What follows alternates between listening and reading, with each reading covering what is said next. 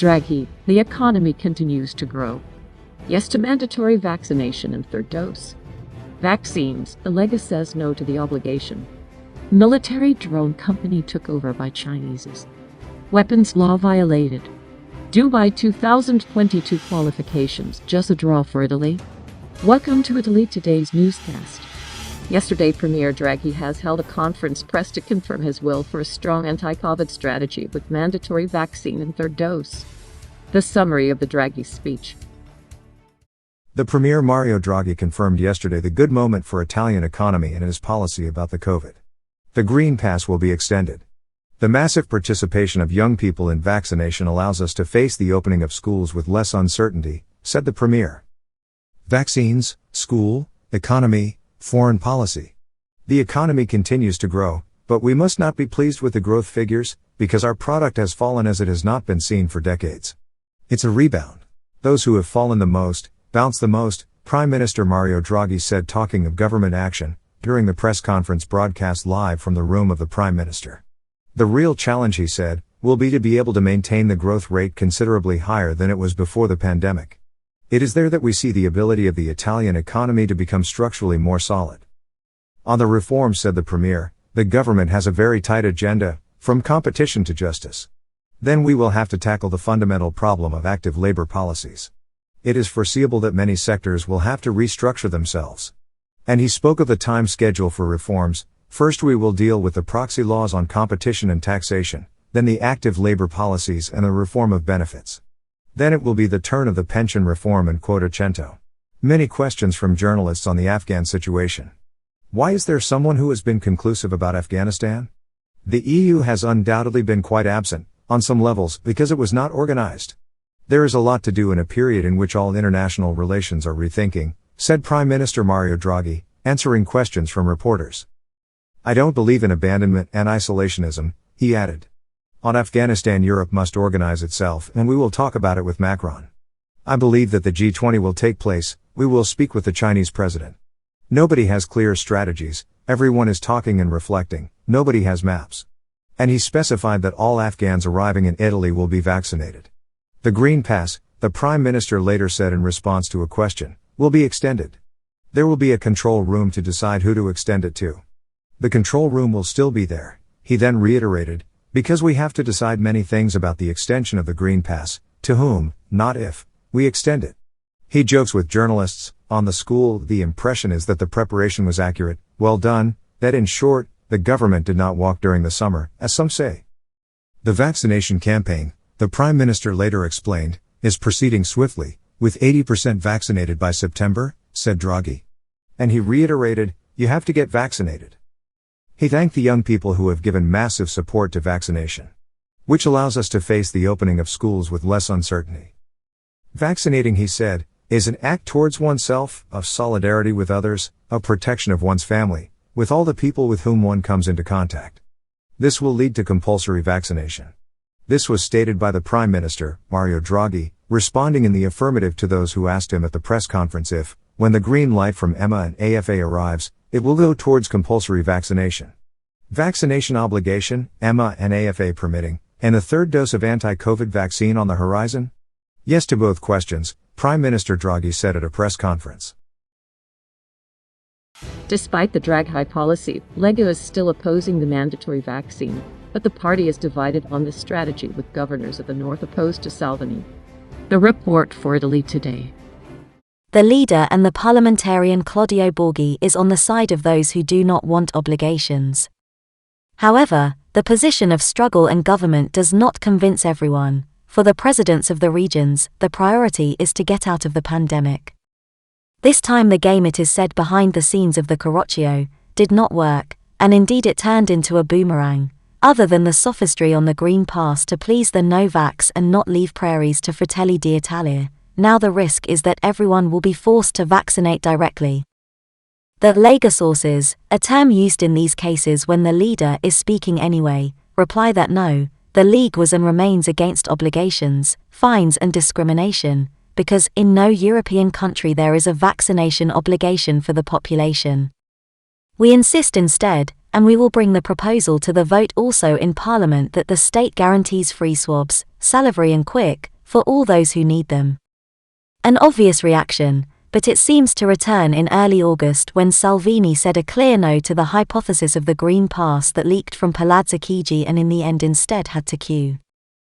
The point is that his position of struggle and government, as they say, was looked down upon with some perplexity by a piece of the League that counts, first of all the minister Giancarlo Giorgetti, but then above all the presidents of the northern region Luca Zoia, Attilio Fontana and Massimiliano Fedriga. The North, in fact, the most affected by COVID and which clings to vaccines to restart the economy at full capacity. Enough with the chasing of 4 runaways no-vax. Entrepreneurs and traders ask us to work, and for this push on vaccines, the only way to get out of the epidemic, nothing else, explains a leading exponent of the Lombard. But the federal secretary has been behind it up to now. Last Wednesday, for example, hadn't been a hiccup. Claudio Borghi was in fact on the committee to replace an absent colleague, Federica Zanella, since he is not an effective member. And he had gone on the recommendation of the group, therefore of the party leaders. The focus was precisely on the Green Pass, and therefore sending Borghi represented a very specific political message. For weeks, the parliamentarian, formerly an economist no euro, had been a promising battle in the courtroom to change the government provision. It is no coincidence that in Borghi the other 6 elected Northern League members were fully aligned with a rain of amendments.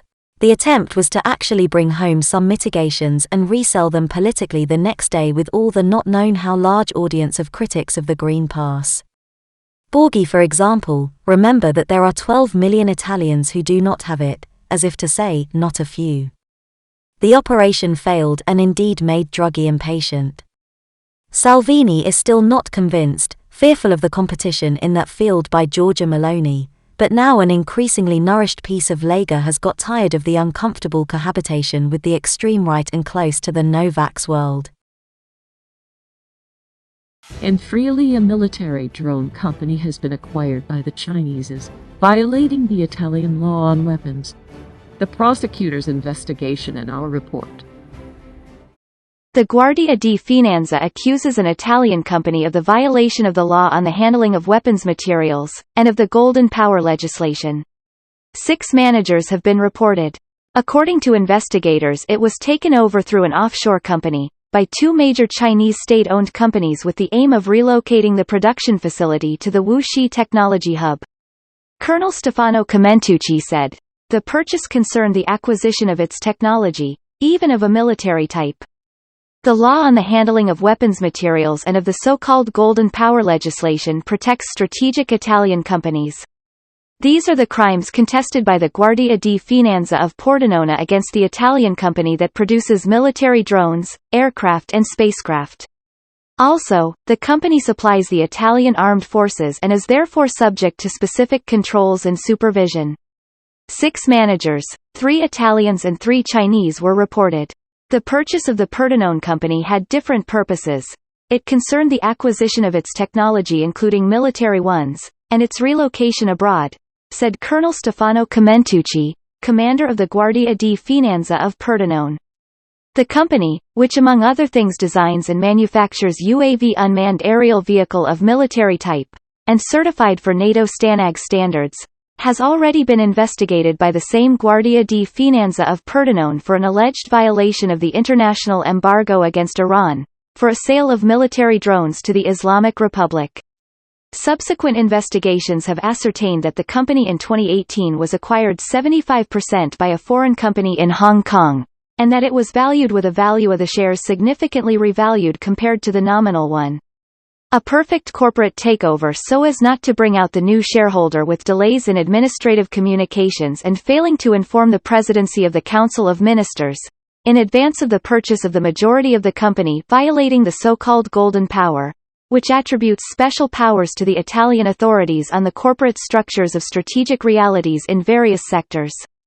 The purchase was not intended for investment purposes but the acquisition of technological and military know-how, which prompted the planning of the transfer of the production structure to the technological hub of Wuxi, a city laboratory of Chinese artificial intelligence near Shanghai. The investigators have also ascertained the export of a UAV to China for over a year. The military equipment had been declared to the export customs offices not as a UAV system or drone, but falsely as a radio-controlled model airplane. These are behaviors for which many states including Italy have set limits that derogate from the principles of competition and freedom of investment. The investigators of the Fiamme Gialle of the Pordenone Command have ascertained that the interest of Chinese entrepreneurs who are part of the People's Republic and who have taken over the Italian company producing military drones has also manifested itself in other sectors considered strategic and that fall within the discipline of the Golden Power.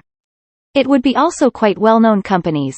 The first, based in Segretia, operating in the sector of waste treatment and generation of energy from the same. The second, based in Rome, deals with services related to information technology. Disappointing 1-1 for Italy in the first match for the Dubai 2022 qualification. The Azzurri played a good game, but it's missing a good centre forward. Now we will always look at the national team with different eyes, and this time the eyes were not filled. Because Bulgaria is weak, and you had to beat them even if it's not enough to be European champions to always win. This draw is the first hitch of Mancini's management, and now it cannot be lost in Basel. Otherwise there is a risk of second place in the group despite the numerous records in the Wembley Trophy. The Azzurri were masters of the game, not of the result, not of the opposing area. Too many mistakes in front of goal, some affectation in the persistent lack of a leading centre forward. If it is true that Mancini's tactic do not make it a dogma, there are situations that only a very true number 9 can solve.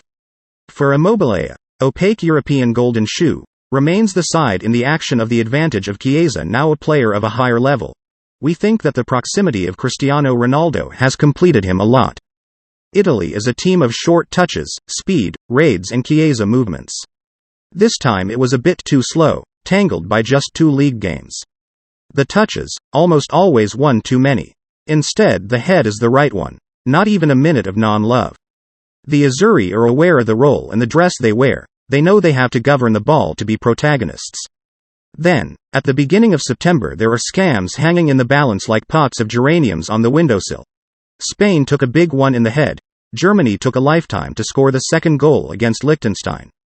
Other teams however were carried away by the goal scorers, Lukaku, Kane, Lewandowski, and here we return to the problem just mentioned. Since every thought and every solution must be calibrated on the Qatar World Cup, finding a centre forward who is not necessarily Immobile or Bellotti becomes vital.